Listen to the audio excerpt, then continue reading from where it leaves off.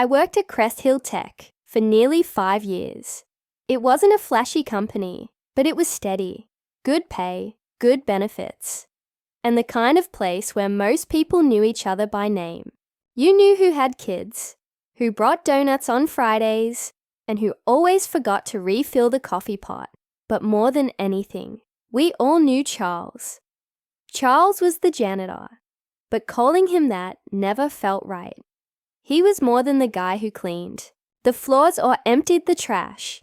He was the heartbeat of that place. Always the first one in, and somehow the last one to leave. He remembered everyone's birthday. He kept candy in his cart for the interns. He'd hum little jazz tunes while he worked. And you'd catch yourself smiling without even realizing it. Some days, I'd come in early just to talk with him for a few minutes. He had this calm way about him, like he'd lived through storms and made peace with the rain. Then one day, everything changed. It was a Tuesday morning. I remember it was a little chilly outside, and the office felt quiet. I was at my desk, sipping my coffee, when I heard the elevator doors slam open. That's not something you hear often. Those doors are usually quiet. But this time, they rattled, like someone had yanked them apart. It was Mr. Dalton, the CEO. He stormed out like a man on fire, face red, jaw tight. He didn't even look at anyone, just kept walking fast down the hall, barking, "Where is he? Where the hell is Charles?" Everyone froze. We all looked around, confused. Charles? What did he do? And then Charles appeared, walking slowly from the break room with a mop in his hand. Same uniform, same calm expression. "I'm right here, sir," he said softly. Dalton didn't waste a second. I walked into the conference room this morning and stepped in some sticky mess. "You were supposed to clean that up last night. This is unacceptable." Charles blinked. "I did clean it. I checked everything before I left. Maybe someone spilled something this morning?" Dalton raised his voice even more. "I don't care. I've had enough of your laziness. You're done. Fired. Get your stuff and leave. Now." The whole office went dead silent. I couldn't believe what I was seeing. He was humiliating Charles.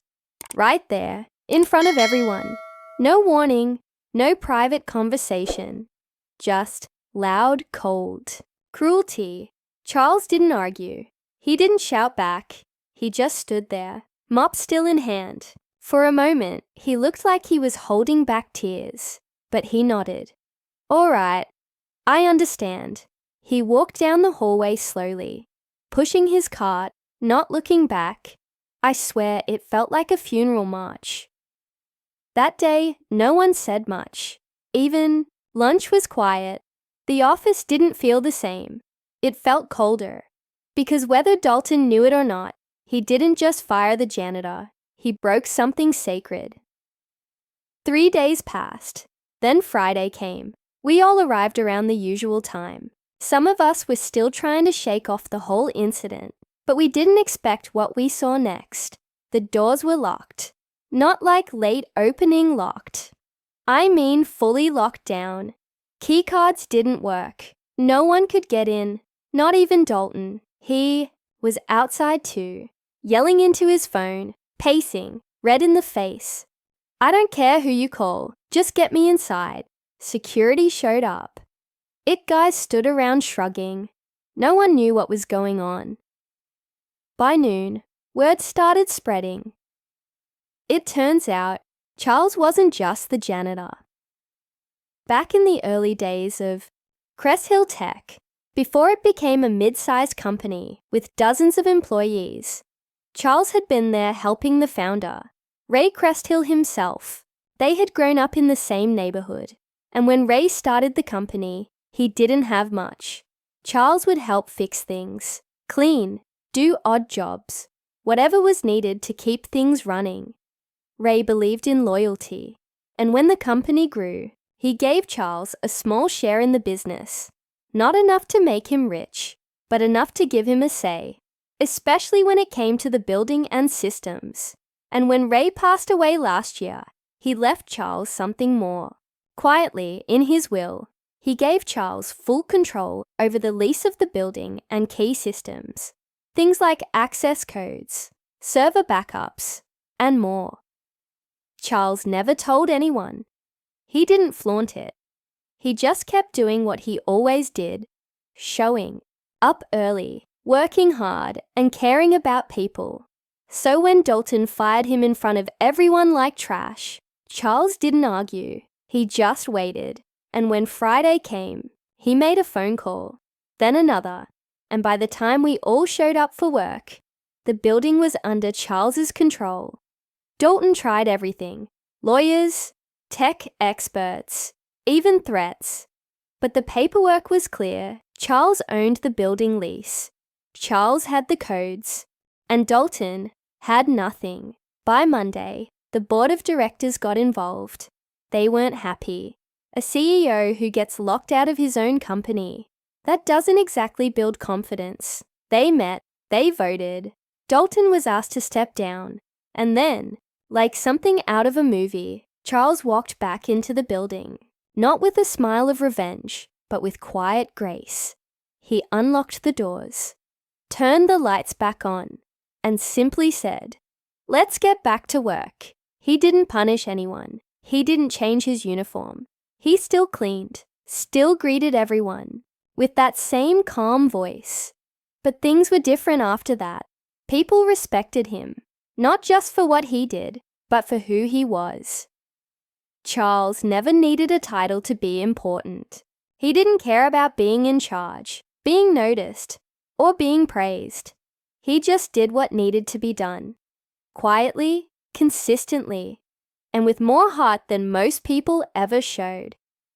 He remembered people's names when no one else did. He checked in on folks when they were having a rough day. If someone stayed late, Charles stayed too, just to make sure they weren't the last one in the building alone. He brought extra food on holidays for the interns who couldn't go home.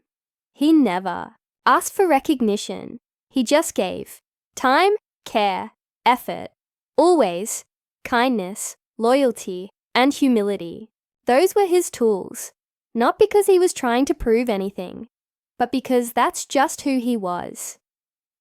In a world where people chase titles and power and paychecks, Charles chose people. He chose decency. And now, when new hires ask, "Who's that man mopping the floor?" Because he still does, by the way, we smile. We smile not because it's funny, but because it's beautiful. We say, "That's Charles. He helped build this place." Not with code or spreadsheets or investment pitches, but with something far more rare, with quiet dignity, steady hands, and a heart that never gave up on anyone, even when they didn't deserve it. He built this place by being the kind of man you could count on. The kind who made you want to be better just by being around him. He taught us all a lesson that week, one we'll never forget, that sometimes the strongest people are the ones who never raise their voice.